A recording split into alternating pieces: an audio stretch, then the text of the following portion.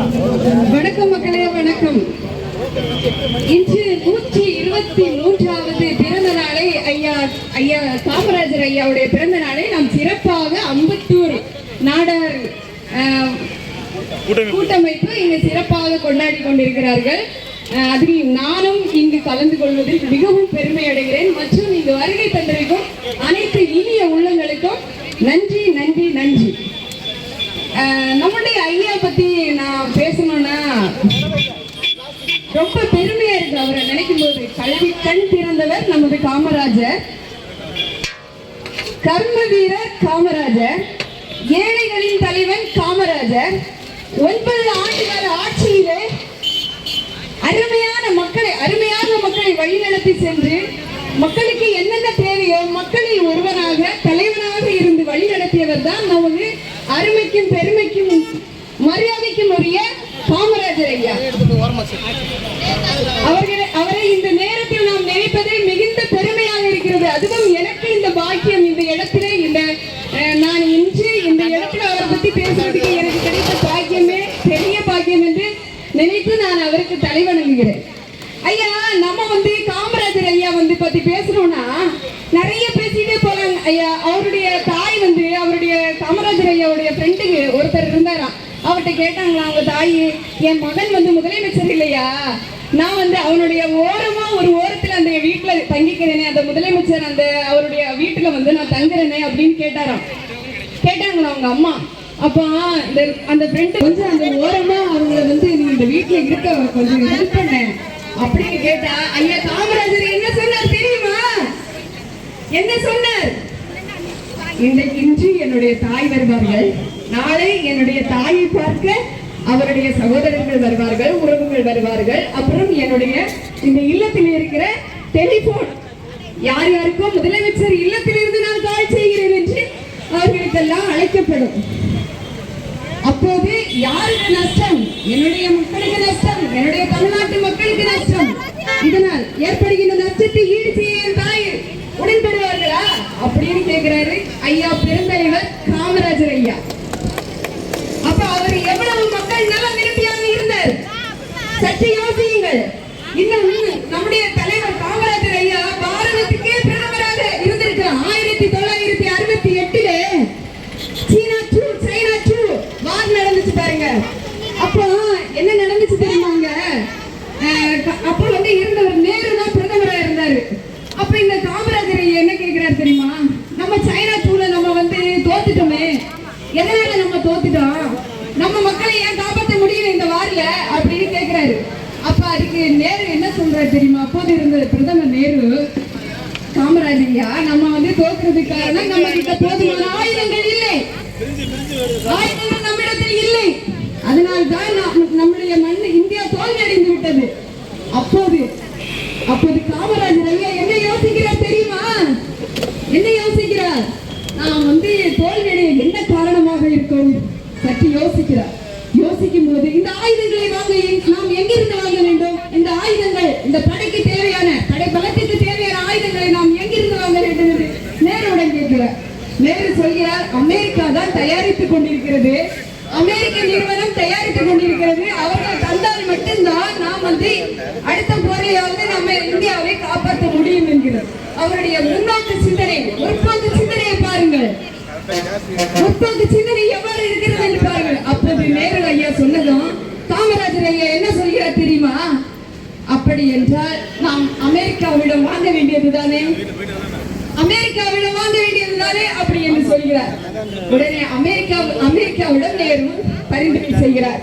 நாம் எப்படியாவது அந்த ஆயுதங்களை வாங்கி அடுத்ததாக போர் நடக்கும் போது இந்தியாவை நாம் எப்படியாவது காப்பாற்ற வேண்டும் என்று அங்கு பரிந்துரை செய்கிறார். அப்போ அமெரிக்கா என்ன செய்கிறது தெரியுமா?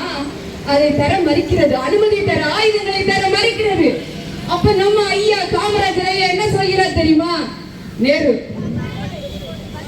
அமெரிக்க நிறுவனங்கள் என்னென்ன நிறுவனங்கள் இந்தியாவில் இருக்கிறதோ அதை பெட்டி படுக்கைகளை கட்டி போட்டிக் கொண்டு போக சொல்லு, கிளம்ப சொல்லு என்று அங்கு குரல் கொடுக்கிறார். நேருவிடம் சொல்கிறார். நேரு உடனே விசாரிக்கிறாரு, என்னென்ன நிறுவனங்கள் நம்முடைய இந்தியாவில் இருக்குதுன்னு பாக்குறாரு பாருங்க. அப்படி பார்க்கும்போது அமெரிக்கன் எக்ஸ்பிரஸ் ஒரு பேங்க் இருக்குது, அமெரிக்கன் எக்ஸ்பிரஸ். அந்த பேங்க் வந்து இந்தியாவுல பயங்கரமா புழக்கமா இருந்து கொண்டிருக்கிறது. நம்ம ஐயா என்ன சொல்றாரு தெரியுமா? அந்த பொட்டிக்கடை அந்த கடையை மூட்டை கட்டிட்டு போங்கன்னு சொல்றாரு. ஆனா அவரு உணர்ந்த பாடில்லை இது பேங்க்னு. அப்போதே நம்ம எல்லாருக்குமே அது ஒரு கடையாக தான் தெரிந்தது. அப்போது நேரு என்ன பண்ணுகிறார்? அந்த லைசன்ஸை ரத்து செய்கிறாரு. அமெரிக்காவுடைய அந்த பேங்க் லைசன்ஸை ரத்து செய்கிறாரு. ரத்து செய்தவுடன் அங்க என்ன நடக்கிறது? அமெரிக்கா பதறி அடித்துக் கொண்டு நமக்கு அந்த ஆயுதங்களை தர முன்வருகிறது. உடனே பிரதமர் என்ன சொல்கிறார் தெரியுமா? அப்பா நம்ம பிரதமர் நேரு அப்போது இருந்த நேரு சொல்றாரு, காமராஜர் ஐயா வருங்கால பாரத பிரதமராகவே வருங்கால என்ன இப்பவே பிரதமராக இருக்கக்கூடிய எல்லா தகுதியும் அவருக்கு இருந்தது. மக்களே, காமராஜர் ஐயாவுக்கு எல்லா தகுதியும் இருந்தது பிரதமராக. ஆனா அவருக்கு அந்த ஆசைகள் எல்லாம் கிடையாது. அவர் ஆசைப்பட்டிருந்தால் தன்னுடைய இல்லங்கள் வந்து மாளிகையாக இருந்திருக்கலாம், மாளிகையாக. ஆனால் அவர் இறந்த போது என்ன இருந்தது அவருடைய கையில்? சற்று சிந்தியுங்கள். இப்போதுள்ள அரசியல்வாதிகளை பாருங்கள். நான் யாருடைய மனது புண்படும் நோக்கத்தில் இங்கு பேச வரவில்லை. இன்று மாளிகையும் அப்படி சொகுசுக்காரு இப்படிதான் போகிறார்கள். ஆனா ஐயா காமராஜர் ஐயா அப்படி போனார்களா? இல்லை. அந்த மாதிரி ஒரு தலைவன் இனிமேல் தோன்றலாம். அது அவருடைய மறுபிறவியாக இருக்கும். ஆனால் இதுவரைக்கும் அந்த ஆட்சியை யாரும் கொடுக்க முன் வரவில்லை. யாரும் அவருடைய ஆட்சிக்கு ஈடு செய்ய முடியாது. அப்படிப்பட்ட பெருந்தலைவர் காமராஜர். இன்னும் ஒரு குட்டி கதையை நான் சொல்லிட்டு ஸ்டாப் பண்ணலான்னு இருக்கேன். அதாவது அவர் ஒரு மீட்டிங் போயிருக்காரு நம்ம காமராஜர் ஐயா. எப்பவுமே அவர் வலது சைடு தான் துண்டு போடுவாரு. பாத்திருக்கீங்களா யாராச்சும்? அவருடைய பழைய படங்கள்ல ஆட்சியை யாரும் கொடுக்க முன் வரவில்லை. யாரும் அவருடைய ஆட்சிக்கு ஈடு செய்ய முடியாது. அப்படிப்பட்ட பெருந்தலைவர் காமராஜர். இன்னும் ஒரு குட்டி கதையை நான் சொல்லிட்டு ஸ்டாப் பண்ணலான்னு இருக்கேன். அதாவது அவர் ஒரு மீட்டிங் போயிருக்காரு நம்ம காமராஜர் ஐயா. எப்பவுமே அவர் வலது சைடு தான் துண்டு போடுவாரு. பாத்திருக்கீங்களா யாராச்சும்? அவருடைய பழைய படங்கள்ல ஏதாச்சும் அவர் எந்த சைடு துண்டு போடுறாருன்னு பாத்திருக்கீங்களா? வலது சைடு துண்டு போட்டுட்டு போவாரு. ஆனா அன்று அவரு இடது சைடு தான் அந்த துண்டை போட்டு கொண்டு போகிறார். அப்படி போகும்போது நிறைய பேர் கேட்டாங்க, என்ன ஐயா? கண்டிப்பா நம்ம பலமுறை ஒருத்தரை பார்த்துக்கிட்டு திரும்ப பார்க்கும்போது என்ன இவர் கொஞ்சம் சேஞ்சஸ் இருக்கிறது, என்ன இவர் துண்டை வந்து வலது சைடு போடுவதற்காக பதிலாக இடது சைடு போட்டிருக்கிறாரே என்று ஒரு சேஞ்சஸ் தெரியும்.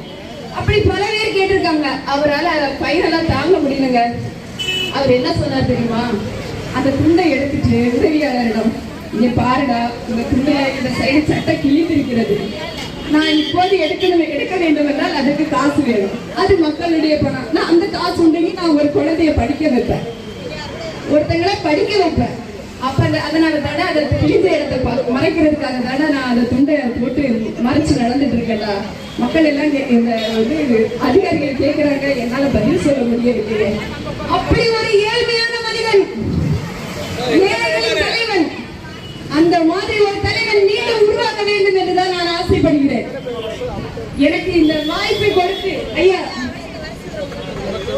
அம்பத்தர் நாடக கூட்டமைப்புகள் எனக்கு இந்த வாய்ப்பை கொடுத்திருக்காங்க பேசுறதுக்கு மிக்க நன்றி. அனைத்து இதை விட இன்னும் பெஸ்டா செயல்படணும் நம்ம. இப்ப பாருங்க, சமீபத்துல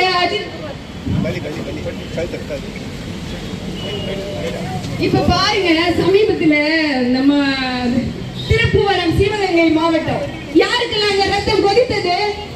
யாருக்கெல்லாம் கொதித்தது? ரத்த உணர்வுகள் இருந்தால் கொதிக்குங்க. திருப்புவனம் மாவட்டத்துல நம்ம அஜித்குமார் தம்பியை போட்டு அடிச்சாங்க பாத்தீங்களா? குற்றம் நிரூபிக்கப்படவில்லை, எஃப்ஐஆர் போடவில்லை. ஏன் அடித்தார்கள்? எதற்காக விசாரித்தார்களா?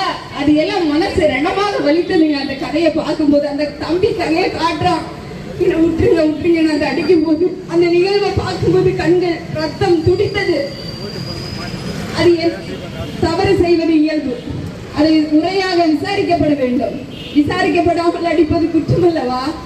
எப்பொருள் யார் யார் வாய் கேட்பதும் அப்பொருள் மெய்ப்பொருள் காண்பது அறிவு. தலைமை பண்புக்கு அதுதான் அழகு. நம்ம சாதாரண பூமியில வாழலைங்க. நம்ம வாழ்கின்ற பூமி ஒரு அழகான தமிழ் பூமி. பெருந்தலைவர் காமராஜர் வாழ்ந்த பூமி. அப்புறம் நீதி வழுவார் நெடுஞ்செழிய பாண்டியன் கோவலன் தன்னுடைய மனைவியுடைய சிலம்பை திருடி விட்டார் என்று கோவலனுக்கு தவறாக தீர்ப்பு வழங்கி கோவலனை கொண்டார்கள். அந்த தப்பு தவறு என்று அவர் தெரிந்தது. அவர் என்ன செய்தார் தெரியுமா? தன்னுடைய உயிரை துச்சமாக மாய்த்துக் கொண்டார், நான் செய்தது தவறு என்று. அப்படிப்பட்ட நீதி பூமியில் நாம் வாழ்ந்து கொண்டிருக்கிறோம். அதாவது இன்னொன்னு ஒரு கதை என்னன்னா, அந்த கன்றுக்குட்டி தன்னுடைய மகனே, அவர் பேரு எனக்கு ஞாபகம் இல்லை, அவர் தன்னுடைய மகனை தேர்கால் இட்டு கொண்டார்ல, மனுநீதி சோழன், சாரி, அவரு பெத்த மகன் ஒரு கன்றுக்குட்டியை கொண்டான்னு சொல்லிட்டு என்ன செஞ்சாரு, அவருடைய மகனையே தேர்கால் இட்டு கொண்டாரு. அப்படிப்பட்ட மனுநீதி சோழன் வாழ்ந்த பூமி நாம் வாழ்ந்த பூமி, புண்ணிய பூமியில வாழ்ந்து கொண்டிருக்கின்றோம். ஆனால் இந்த மாதிரி தவறுகள் நடப்பது குற்றம் அல்லவா? குற்றம் விசாரிக்கப்பட வேண்டும் அல்லவா? விசாரிக்கப்பட்டு இப்பதான் கைதிகளை பிடிச்சிருக்காங்க. ஏன் அவங்க குற்றவாளிகள் என்று அனைத்து மக்களுக்கு தெரிந்து விட்டது. எதற்காக விசாரணை? விசாரணை எதற்கு? மக்கள் பாதுகாக்கப்பட வேண்டும், மனித நேயம் பாதுகாக்கப்பட வேண்டும் என்பதுதான் என்னுடைய ஆதங்கம். இங்கு எனக்கு வாய்ப்பளித்த உங்கள் அனைவருக்கும் நன்றி கூறி விடைபெறுகிறேன். நன்றி. மேலும் இந்த விழாவிலே மிக அழகாக சிறப்பிக்க வேண்டும் என்று கேட்டுக்கொள்கிறேன். நன்றி.